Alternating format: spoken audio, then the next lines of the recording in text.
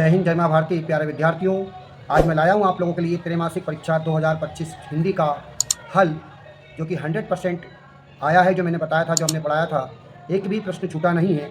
इसी में ध्यान में रखते हुए मैं आज आपको समझा रहा हूँ। देखिएगा, जानिएगा आप लोग, और चैनल को ज़रूर लाइक कीजिएगा, सब्सक्राइब कीजिएगा, कमेंट्स कीजिएगा, ताकि अधिक से अधिक लोगों को इसका हल प्राप्त होता रहे। ध्यान दीजिए आप लोग। पहला प्रश्न आप लोगों का आया था, जब हम बात करें सही विकल्प की, तो हालावाद के प्रवर्तक कवि हैं। तो 4 ऑप्शन थे आपके सामने: जयशंकर प्रसाद, आज्ञे, हरिवंश राय बच्चन, महादेवी वर्मा।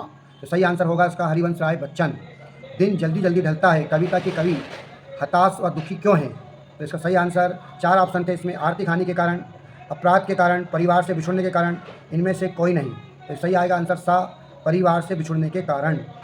भक्तिन गले में पहनती थी मणिमाला, कंठी माला, मोती माला, सोने की माला। तो सही आंसर आएगा इसका कंठी माला। देखिए आप लोग, कंठी माला सही आंसर आएगा इसका। अगला प्रश्न था आपका बाजार दर्शन पाठ। बाजार दर्शन पाठ है ना, ये 4 ऑप्शन थे: सामान खरीदने की शक्ति, अग्रिम राशि, इच्छा। सही आएगा इसका आंसर खरीदने की शक्ति। यशोधर बाबू का पूरा नाम है क्या है? 4 ऑप्शन थे: Yashodhar Babu, AD Pant, VD Pant, OD Pant. तो सही आएगा इसका वाईडी पंत। आधुनिक छापाखाना का आविष्कार हुआ था, कहाँ हुआ था? तो भारत, 4 ऑप्शन थे: भारत में, चीन में, जर्मनी में, अमेरिका में। सही आंसर है चीन में। ध्यान दीजिए आप। अगला प्रश्न, रिक्त स्थान आए थे आपके, रिक्त स्थान ही मिलाएंगे हम। जैसे कि आपको पढ़ाया, मैंने समझाया है कि हमारे यहाँ पर पढ़ाया गया है, 100% आया है, एक भी प्रश्न छूटा नहीं है, क्योंकि हम आपको नोट्स तो देते ही साथ में अतिरिक्त पढ़ाते हैं, उसमें भी प्रश्न आया है। की बात करते हैं, रिक्त स्थान कौन कौन से आए थे आपके? तो आश्रय की बाह्य सभी चेष्टाएँ कहलाती है अनुभाव। दुनिया की सबसे रंगीन हल्की चीज़ इसे माना गया है, पतंग को माना गया है। वह शब्द जो क्षेत्र विशेष बोले जाते हैं कहलाते हैं देशी। स्तंभ लेखन, लेखन का प्रमुख रूप पत्रकारिता है। सिल्वर बेडिंग, कथानक को अपना आदर्श मानते थे किसनदा को। आचार्य भारत ने रिक्त स्थान को काव्य की आत्मा माना, तो रस को। ध्यान दीजिए आप। सत्य और असत्य की बात करें, कौन सा सत्य सत्य रहा, तो मिलाइएगा आप लोग, है ना। काले मेघा पानी दे पाठ रेखा चित्र है, तो आएगा असत्य। जिनेंद्र कुमार मनोवैज्ञानिक उपन्यासकार थे, तो आएगा इसका सत्य। बच्चे प्रत्याशा से झाँक रहे होंगे, सत्य। छायावाद के प्रवर्तक जयशंकर प्रसाद हैं, सत्य। जूझ कहानी गोदान उपन्यास का अंश है, ये असत्य आएगा आपका। कवियों की प्रकृति का मानवीकरण किया है, ये भी आपका सत्य आएगा। अब देखते हैं अपन जोड़ी मिलाएंगे अपन लोग। देखिए जोड़ी मिलाइए आप लोग, जोड़ी मिलाएंगे हम लोग, है ना। जोड़ी में देखिए आप लोग, सही जोड़ी क्या भूलूँ क्या याद करूँ, इसका है हरिवंश राय बच्चन का है ये। इसमें पंचंपा देखिए प्रश्न, इसमें सही ऑप्शन नहीं आया आपका। डेडलाइन में आएगा आपका अंतिम समय। हिंदी साहित्य का स्वर्णकाल किसे माना गया? तो यह आएगा आपका भक्ति काल। झूठ का निश्चय होना, भ्रांत, ये सही आएगा आपका झूठ का निश्चय होना, यह आएगा संदेह अलंकार। कहानी का बिंदु कथानक तत्व है, तो कथानक आएगा आपका आचार्य रामचंद्र शुक्ल, यह आएगा अलंकार काव्य की आत्मा। चलिए अब देखिए, अपन देखते हैं नेक्स्ट प्रश्न। एक वाक्य में उत्तर दीजिए, मिलाइएगा आप। किसनदा का वास्तविक नाम क्या था? तो कृष्णानंद पांडे आएगा इसमें। प्रत्येक पंक्तियों में 31 वर्ण वाली रचना कहलाती है, तो आएगा इसमें कवित्व छंद। इसके बाद बच्चे किसकी प्रत्याशा में होंगे? तो सही आंसर आएगा आपका माता पिता की प्रत्याशा में होंगे। मुद्रित माध्यम की प्रमुख विशेषता, तो सम्मेलन तो इसमें आती है जनसाधारण की भाषा। इसके अलावा और भी हम लिख सकते हैं जिसमें कि लेखन सही हो, बहुत सी चीज़ें आएंगी इसमें।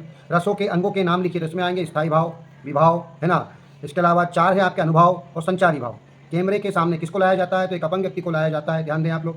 जहाँ उपमेय में उपमान को श्रेष्ठ बताया जाता है, कौन सा अलंकार? तो वो आएगा बेटा व्यतिरेक अलंकार। छायावाद व्यक्ति की 2 विशेषताएं लिखिए, तो ये आपको मिलेगा अपने नोट्स के अंदर, ग्रामर के पहले पेज पर और चौथे नंबर प्रश्न पर।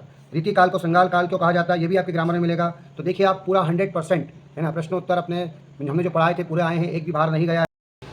देखिएगा पेपर आपका इस प्रकार से आया था, छायावाद युग की कोई 2 विशेषताएं, रीतिकाल को श्रृंगार काल क्यों कहा जाता है। इसके अलावा अगला प्रश्न आया था आपका भक्तिन का वास्तविक नाम क्या था, वह नाम लोगों से क्यों छुपाती थी, अथवा कैमरे में बंद अपाहिज कविता के माध्यम से कवि क्या कहना चाहता है।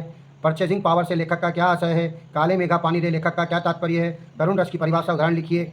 कवित्व छंद की परिभाषा उदाहरण सहित लिखिए। रेखा चित्र और संस्मरण में कोई 2 अंतर लिखिए। निबंध की गद्य की कसौटी क्यों कहा जाता है। संदेह अलंकार को उदाहरण सहित लिखिए। शब्द शक्ति से क्या अभिप्राय, कितने प्रकार की होती है। 12वां प्रश्न था मोहर लोकोक्ति में अंतर स्पष्ट कीजिए। गद्य की विधाएं को प्रमुख रूप से गौण विधाओं में वर्गीकृत करके लिखिए। यशोधर बाबू के 2 चरित्र की 2 विशेषताएं लिखिए। जूझ कहानी के आधार पर आपको कौन कौन से जीवन मूल्य ग्रहण करने की प्रेरणा मिलती है। प्रगतिवाद के 2 कवि एक उदाहरण, एक रचना का नाम लिखिए। अथवा शीतलवाणी में आग होने का क्या अभिप्राय है। 15 नंबर का प्रश्न देखिएगा आप लोग, अच्छे लेखन की प्रमुख विशेषता लिखिए। पत्रकारिता बीट किसे कहते हैं, ध्यान दीजिए आप लोग। इसके बाद कुंवर नारायण अथवा आलोक धनवा, ध्यान दीजिए आलोक धनवा काव्यगत विशेषताएं निम्न के बिंदु पर दीजिए। 2 रचनाएं, भाव पक्ष, कला पक्ष। इसके बाद नेक्स्ट था महादेवी वर्मा था जिनेंद्र कुमार, साहित्यिक विशेषताएं निम्न बिंदु के आधार पर लिखिए। 2 रचनाएं, भाषा शैली, साहित्य में स्थान। फिर भाव पल्लव बनाया था, दूर के ढोल सुहावने होते हैं, इसका आंसर लिखना था आपको। फिर आपको विलंब में कक्षा में पहुंचने पर छात्र शिक्षक संवाद लिखिए, ये था। इसके बाद निम्नलिखित गद्यांश को पढ़कर इन 6 प्रश्नों के उत्तर देना था। संस्कार ही शिक्षा है, शिक्षा को इंसान बनाती है ना। ये वाला आप लोगों को आया था मुख्य रूप से। इसमें जिसका आंसर आएगा मुख्य रूप से, प्राचीन शिक्षा प्रणाली की क्या विशेषता है। तो प्राचीन शिक्षा प्रणाली की आध्यात्मिक और व्यवहारिक जीवन की प्रधानता है। वर्तमान शिक्षा प्रणाली किस चीज़ का अभाव है। तो आज की प्रणाली एकाकी अंश में व्यावहारिकता का अभाव और सम के प्रति निष्ठा है। वर्तमान शिक्षा उपयुक्त गद्यांश का शीर्षक क्या आएगा, शिक्षा प्रणाली। निम्नलिखित 20वां प्रश्न आया था, निम्नलिखित गद्यांश पद्यांश का संदर्भ सहित व्याख्या कीजिए। इसमें आया था, मैं निज रोदन में राग लिए फिरता हूँ, शीतल वाणी में आग लिए फिरता हूँ, और जिस भूपोपेन प्रसाद निछावर में खंडहर का भाग लिए फिरता हूँ। यह आत्मपरिचय हरिवंश राय बच्चन द्वारा लिखित था। ये कविता एक खिलना फूलना फूलों के बहाने, कविता का खिलना भला फूल क्या जाने, बाहर भीतर इस घर उस घर, बिना मुरझाए महकाने के माने फूल क्या जाने, कविता के बहाने कुंवर नारायण ने इसको लिखा था। इसके अलावा मैं नेक्स्ट अगला प्रश्न है 21वां, बाजार में एक जादू है, वह जादू की आँख की तरह काम करता है। यह बाजार दर्शन से लिया गया था, जैनेन्द्र कुमार की रचना है। इस दंड के भीतर ऐसी कोई धरा नहीं थी जिसके अनुसार खोटे सिक्के की टकसाल जैसी पत्नी से पति को विरक्त किया जा सकता है। ये भक्तिन और महादेवी वर्मा परीक्षा काल में ध्वनि विस्तारक यंत्र पर रोक लगाने हेतु जिलाधीश को प्रार्थना पत्र लिखेगा। नियमित जल आपूर्ति हेतु निगम आयुक्त को प्रार्थना पत्र लिखेगा। निम्नलिखित में से किसी एक विषय पर रूपरेखा सहित सागर्भित निबंध लिखिएगा। जल संरक्षण, बिना सब पानी सब सून, जीवन में खेलों का महत्व, विद्यार्थी जन शोषण जीवन में है ना, दैनिक जीवन में इंटरनेट का महत्व। देखा आपने, पूरे प्रश्न आए, एक भी प्रश्न छूटा नहीं जो हमने पढ़ाया था। इसी प्रकार के वीडियो प्राप्त करने के लिए हमको आप लाइक कीजिए, कमेंट्स कीजिए, सब्सक्राइब कीजिए। जय हिंद, जय माँ भारती। थैंक